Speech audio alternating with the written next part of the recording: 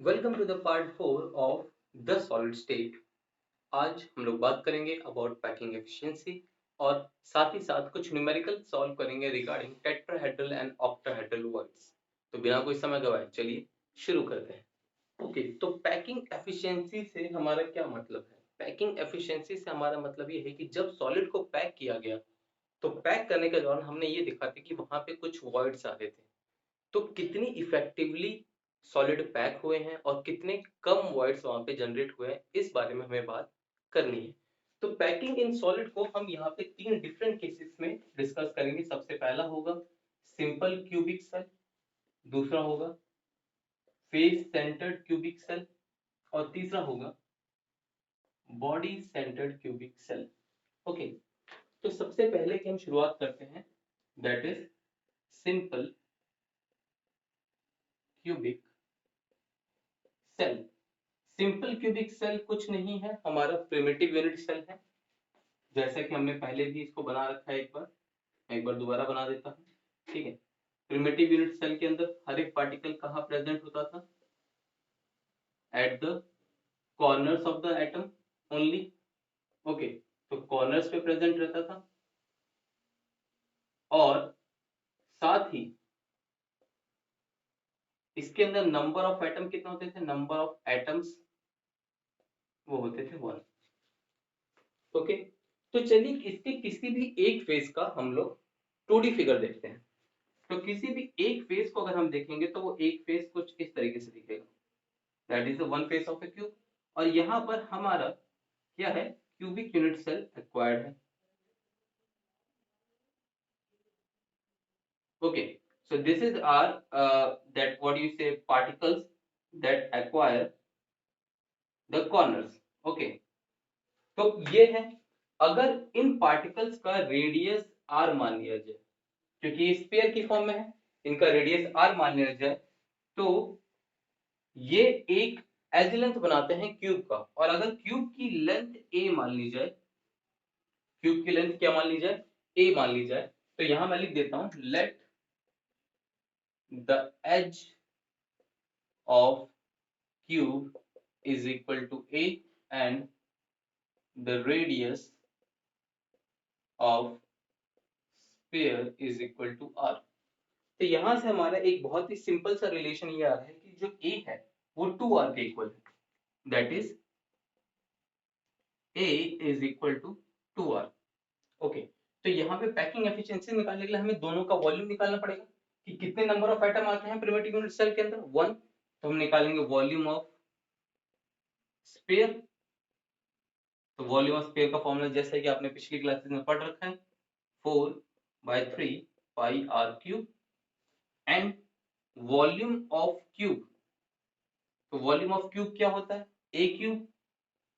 Yes, a cube, और a किसके बराबर है? 2r के बराबर है, तो हम लिखेंगे 2r का whole cube, that is equal to 8r cube. क्या आया? 8r cube. अब जब हम निकालेंगे पैकिंग एफिशिएंसी, क्या निकालेंगे? पैकिंग एफिशिएंसी, तो वो किसके बराबर होगा? वो होगा volume of sphere upon volume of cube into 100। तो चलिए वैल्यू पुट करते हैं, 4/3 pi are cube upon 8r cube into 100। तो देखिए जैसा कि आप देख सकते हैं, आर क्यूब से आर क्यूब कैंसिल हो गया, 4 से ये 2 टाइम में कैंसिल हो गया, बचा पाई/6 इंटू 100। और जब आप इसको सॉल्व करेंगे, पाई की वैल्यू डालेंगे, तो यहाँ पे आएगा 22/42, 7 6 42 इंटू 100, और ये वैल्यू आएगी 52.4% के अप्रॉक्स। सो 52.4% एक क्यूब का एक्वायर हो रहा है जब उसको सिंपल क्यूबिक सेल के अंदर क्या किया जा रहा है? प्लेस किया जा रहा है। स्फीयर्स को सिंपल क्यूबिक सेल के अंदर प्लेस किया जा रहा है। तो एक बार आप इसको जल्दी से नोट कर लीजिए, फिर हम लोग शुरू करेंगे हमारा क्या? एफसीसी। क्या शुरू करेंगे? Face centred cubic cell. Okay, तो चलिए अपने नेक्स्ट टॉपिक की तरफ आते हैं, that is face centred cubic cell. अगला टॉपिक क्या है? Second topic is face centred cubic cell, face centred cubic cell. एक बार मैं इसका डायग्राम यहाँ बना देता हूँ।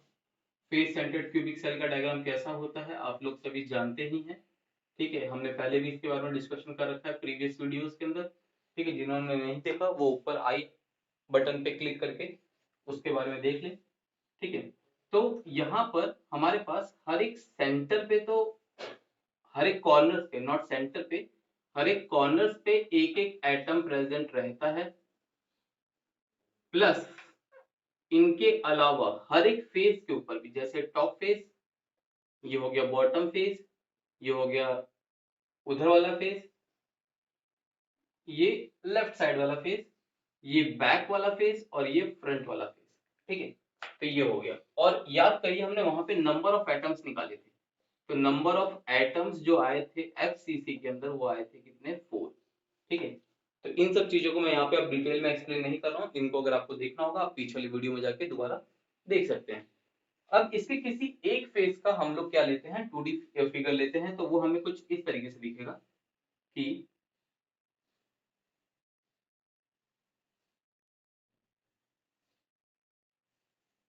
कुछ इस तरीके से हमें क्या दिखेगा, उसका एक फेस दिखेगा, ठीक है। तो यहाँ पर हो क्या रहा है, यहाँ पे ये हमारा एक फेस है जिसके अंदर सेंटर पे, फेस के सेंटर पे एक सेल है, एक एटम है, जैसे कि मान लीजिए ये है, ठीक है। और ये चारों कॉर्नर पे भी है, तो ये हमारे क्या है, फेस सेंटर्ड क्यूबिक सेल है, ठीक है।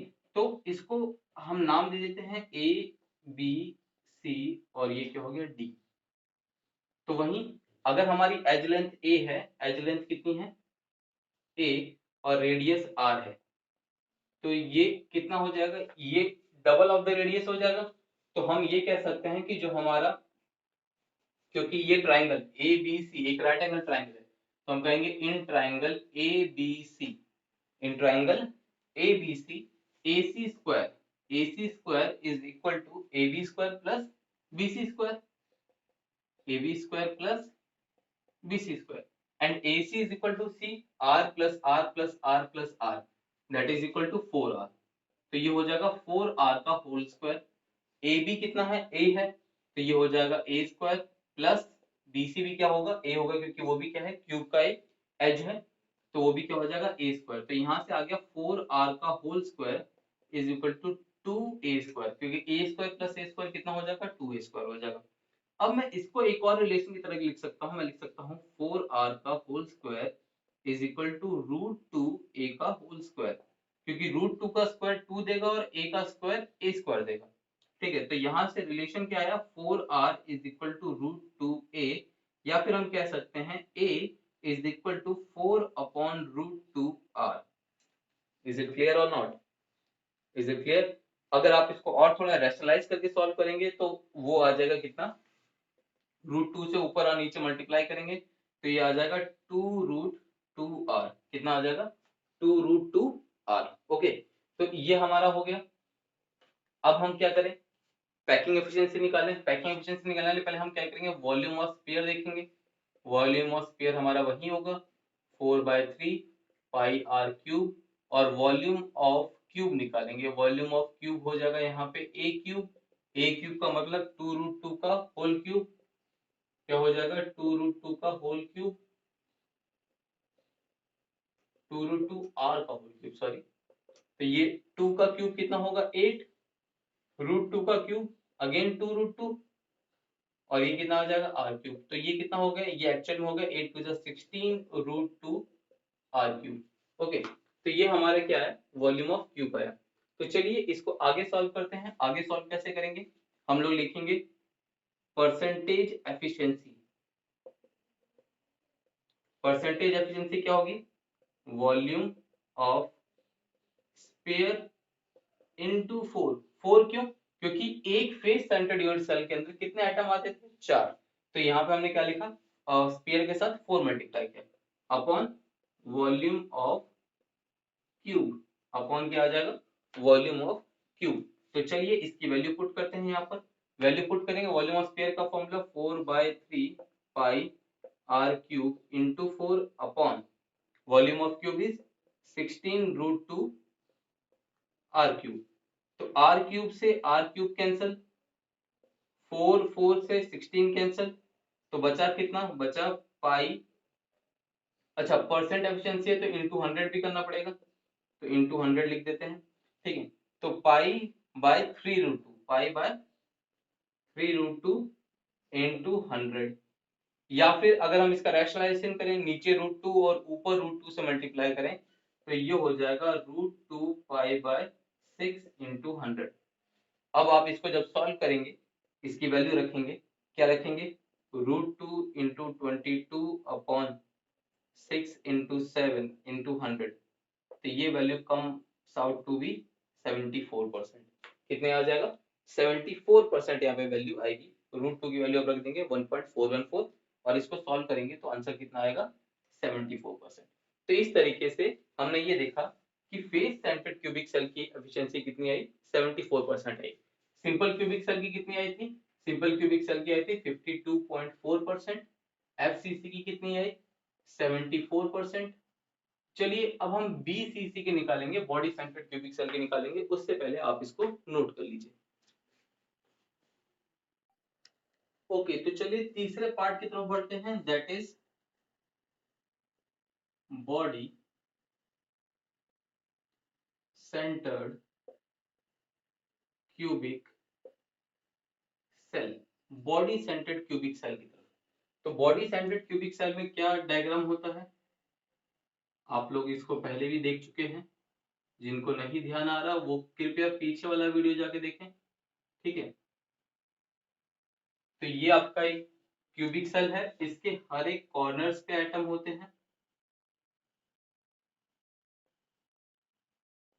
और साथ ही साथ इस पूरे बॉडी जो क्यूब है उसके बॉडी के सेंटर पे भी एक एटम प्रेजेंट रहता है। तो ये क्या करता है, ये कुछ इस तरीके से रहता है, और आपको यहाँ पे सोचना ये है कि ये तीनों एटम आपस में टच कर रहे हैं, क्योंकि उसको प्रैक्टिकली बना के दिखाना मेरे लिए पॉसिबल नहीं है। तो ये एटम्स इतने बड़े हैं कि वो क्या कर रहे हैं, तीनों को एक दूसरे को टच कर रहे हैं। तो चलिए यहाँ पर हम इसको सॉल्व करें कि अगर मैं इस पॉइंट को नाम देता हूँ ए, ये हो गया बी, ये पॉइंट हो गया सी, और ये ऊपर वाला पॉइंट हो गया डी, ठीक है। तो इस केस में जो मेरा ये लेंथ है, AC लेंथ, ठीक है, तो AC कितना होगा, AC square is equal to, AC मेरा हाइपोटेनियस है तो AB और BC के बराबर होगा, तो होगा AB square plus BC square के। तो AC स्क्वायर, AB क्या है मेरा, side of cube that is A, plus A square, तो AC स्क्वायर कितना हो गया 2A स्क्वायर, और AC की वैल्यू आ गई √2A, ठीक है। ये मेरी किसकी वैल्यू आ गई, AC की वैल्यू आ गई। अब मैं AC के बाद मैं निकालूंगा CD की value in triangle CDA। CDA भी क्या होगा, एक राइट एंगल ट्राइंगल होगा, ये 90 डिग्री एंगल होगा, ये जो एंगल होगा ये कितना होगा, 90 डिग्री एंगल होगा। तो मैं लूंगा CDA, तो वहीं इन ट्राइंगल CDA की CD का square is equal to AC का स्क्वायर प्लस AD का स्क्वायर। तो CD का स्क्वायर क्या, CD क्या है, देखिए R plus R plus R और ये R, तो कितना हो गया 4R हो गया, तो ये हो गया 4R का होल स्क्वायर। AC की वैल्यू भी हमने निकाली है, दैट इज √2A का होल स्क्वायर, और AD एक एज लेंथ है, तो AD क्या हो जाएगा A स्क्वायर, तो ये हो जाएगा 4R का whole square is equal to 2A square, √2 का स्क्वायर 2A square plus A square, मतलब कितना आंसर आ गया 3A स्क्वायर। मतलब यहां से आगे हम बढ़ते हैं, दैट इज 4R का whole square is equal to 3A square, है कि नहीं, ठीक है। अब इसको हम कैसे लिख सकते हैं, हम इसको लिख सकते हैं 4R का होल स्क्वायर को हम लिख सकते हैं √3A का होल स्क्वायर। तो यहां से वैल्यू क्या आई कि 4R is equal to √3A, और A की वैल्यू आ गई कितना 4/√3R, 4/√3R। और इसको अगर हम रैशनलाइज करते हैं, या फिर रहने देते हैं, रैशनलाइज नहीं करते हैं, इसको हम आगे देख लेंगे, ठीक है। तो ये हमारे क्या हुआ, इसकी वैल्यू आई। तो चलिए अब आगे बात करते हैं, नंबर ऑफ एटम कितने होते हैं इसके अंदर, number of atoms, number of atoms होते हैं कितने 2, जिनको नहीं ध्यान है वो पीछे वाला वीडियो जाके देखा, हमने नंबर ऑफ एटम्स निकाल के दिखाया है बॉडी सेंटर्ड क्यूबिक सेल के अंदर। ठीक है, तो नंबर ऑफ एटम्स 2 होते हैं। तो चलिए हम सीधा पैकिंग एफिशिएंसी की तरफ पढ़ते हैं। पैकिंग एफिशिएंसी, पैकिंग एफिशिएंसी, तो वो क्या होगा, volume of sphere into 2 upon volume of cube, volume of sphere into 2 upon volume of cube. तो चलिए पुट करते हैं वैल्यूज। तो मैं इस डायग्राम को यहाँ मिटा दे रहा हूँ ताकि हमारे कैलकुलेशन हो पाए। ठीक है, इस डायग्राम को आप लोग बना लीजिएगा। ठीक है, तो बढ़ते हैं आगे। Volume of sphere is 4/3 pi are cube, 4/3 pi are cube into how many atoms, 2 upon volume of cube that is A cube, मतलब 4/√3 का होल क्यूब, 4/√3 आर का होल क्यूब। ए क्यूब होगा ना, तो ए की वैल्यू कितनी है, 4/√3 आ रही है, तो मैंने ए की जगह क्या लिख दिया, 4/√3 आर लिख दिया और उसका होल क्यूब कर दिया। तो ये वैल्यू कितना हो जाएगा, ये हो जाएगा 4 2 8 अपॉन 3 पाई आर क्यूब। ये हो जाएगा कितना, 4 4 16, 16 4 64, तो 64/3√3 आर क्यूब, क्योंकि √3 दो बार मल्टीप्लाई होगा तो क्या होगा, 3 होगा, फिर एक और √3। ठीक है, तो यहाँ आर क्यूब से आर क्यूब कैंसिल, 8 8 जा 64, 3 से 3 कैंसिल, तो ये √3 कहाँ चला गया, ऊपर चला गया, तो ये हो गया √3 पाई अपॉन 8। कितना हो गया, √3 पाई अपॉन 8। तो अगर अभी हम परसेंटेज एफिशिएंसी निकाल रहे हैं, परसेंटेज निकालने के लिए क्या कर देंगे, इनटू क्या कर देंगे, 100 कर देंगे, इनटू क्या कर देंगे, 100 कर देंगे। तो सारी वैल्यूज पुट कर ली जाए। √3 की वैल्यू 1.732, पाई की वैल्यू 22/7 होगी, और इंटू 100 अपॉन 8 इंटू 7। तो जब आप इस वैल्यूज को सॉल्व करेंगे तो आपका आंसर आएगा 68%। कितना आंसर आएगा, 68 पॉइंट समथिंग आएगा, हम लोग उसे 68% मान के चल रहे हैं। तो ये बीसीसी के केस में कौन सा कितना परसेंट आया हमारा, 68%। तो कौन सी पैकिंग सबसे ज्यादा एफिशिएंट है, तो आंसर आएगा the most efficient packing is FCC, या फिर इसको सीसीपी भी कहते हैं। क्या कहते हैं, सीसीपी, क्यूबिक क्लोज्ड पैकिंग भी कहते हैं। तो ये था आपका पैकिंग एफिशिएंसी इन सॉलिड। अब हम लोग पिछले वीडियो का जो लास्ट टॉपिक था that is octahedral word and tetrahedral word से रिलेटेड कुछ क्वेश्चंस थे, वो बच्चों को समझ नहीं आ रहे थे, तो उसको हम अगेन डिस्कस करेंगे। फिलहाल आप ये नोट कर लीजिए। ओके, जो लास्ट टॉपिक था पिछले वीडियो का वो था formula of A compound and number of words field. तो वहां पे ये था कि कितने नंबर ऑफ वर्ड्स फिल्ड है उसके अकॉर्डिंग हम कैसे अंदाजा लगा सकते हैं कि फॉर्मूला क्या होगा कंपाउंड का। तो यहाँ पे हमें जो दो बातें बहुत ही ध्यान रखनी है वो ये रखनी है कि जो नंबर ऑफ टेट्राहेड्रल वर्ड होते हैं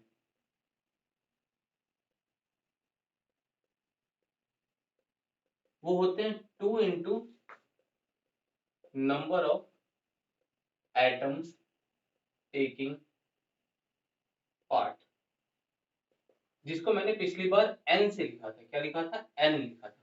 ठीक है, और यहीं पर जो नंबर ऑफ ऑक्टाहेड्रल वर्ड होते हैं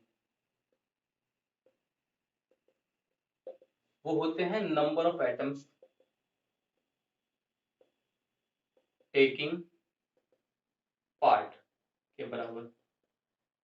ओके, तो चलिए इसी के बेस पे हम ये वाला क्वेश्चन सॉल्व करते हैं। क्वेश्चन क्या है कि in a crystalline solid anions be arranged in cubic closed packing, CCP is cubic closed packing, and cations are equally distributed between octahedral and tetrahedral word। मतलब A जो है जितने वो octahedral word को ऑक्यूपाई कर रहा है उतना ही वो tetrahedral word को भी ऑक्यूपाई कर रहा है।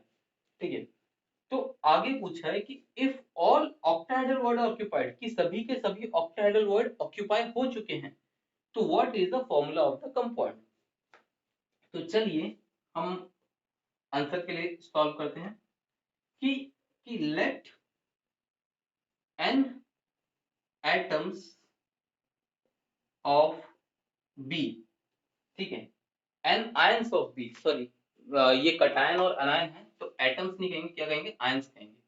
तो n ions of B are arranged in CCP, कि n जो है n आयंस क्या कर रहे हैं, अरेंज हो रहे हैं CCP के अंदर।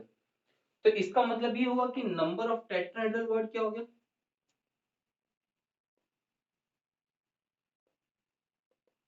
नंबर ऑफ टेट्राहेड्रल वर्ड हो गया 2n, क्योंकि वो तो ट्वाइस होता है number of atom taking part के या number of ions taking part के। और जो नंबर ऑफ ऑक्टाहेड्रल वर्ड हो गया वो कितना हो गया,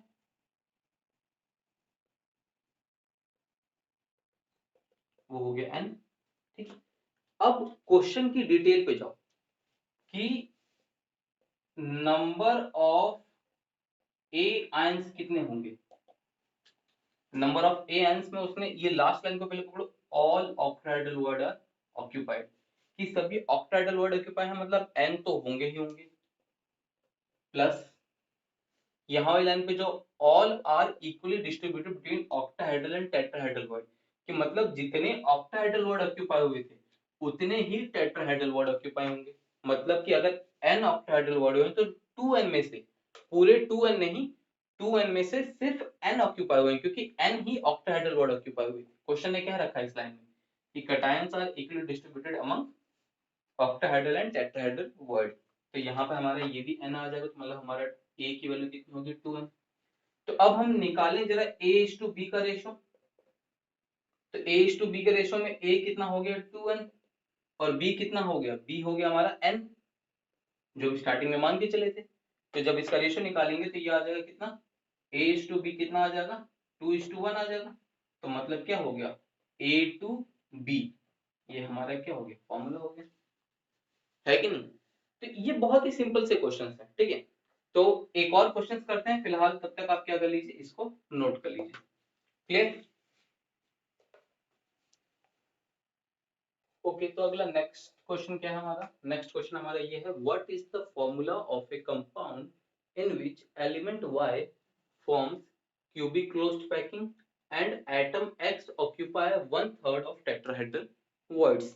तो चलिए वही हम मान के चलेंगे, आंसर को कैसे सॉल्व करेंगे, late n atoms of y forms CCP, कि y के कितने एटम्स पार्ट लिए, n एटम्स पार्ट लिए, therefore number of tetrahedral words वो कितने हो गए, वो हो गए 2n, twice the number of atoms taking part. Okay, तो अब ये पूरे टेट्राहेड्रल वर्ड ऑक्यूपाई नहीं हुए, कितने हुए, 1/3 ऑक्यूपाई हुए।